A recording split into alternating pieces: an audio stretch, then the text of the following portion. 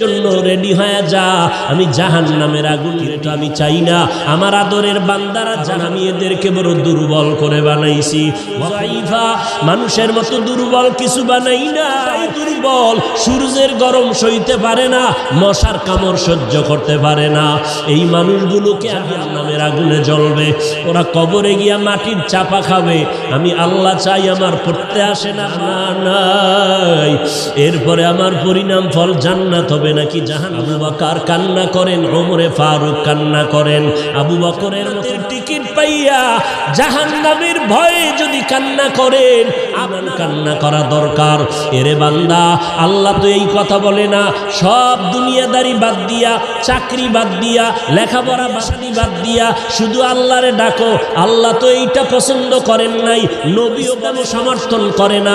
ব্যবসা করো করো, চাকরি করো করো, মাঝে মাঝে আল্লাহর হুকুম মতে 5 বেলার নামাজটা পড়বা, মা বাবার খেদমত করবা, শুনিয়া চলবা।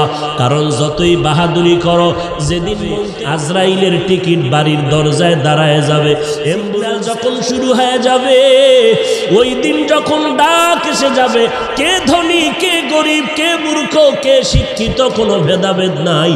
সাদা কাফন রেডি হয়ে যাবে, কবরের সাইজও সমান হয়ে যাবে। কাফনের যখন জানাজার খাটিয়ে উঠাইবে, কে পীর কে মূর্খ, কে ওস্তাদ কে ছাত্র, যায় নামাজ বিছাইয়া সিজদায় গিয়া কান্না করে বলেছে, হে মালিক তুমি আমার